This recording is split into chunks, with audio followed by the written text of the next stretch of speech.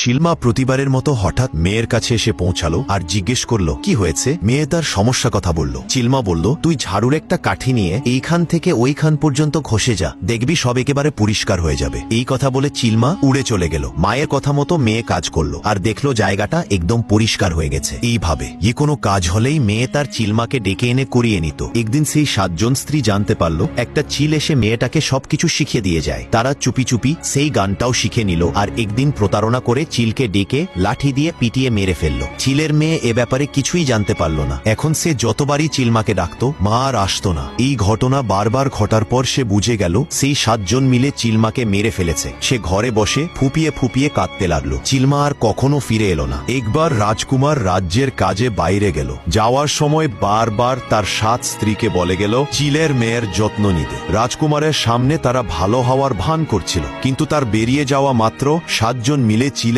মেয়েকে রাজপ্রাসাদ থেকে বের করে দেওয়ার পরিকল্পনা করতে লাগলো। পরের পর্বের জন্য সাবস্ক্রাইব করুন।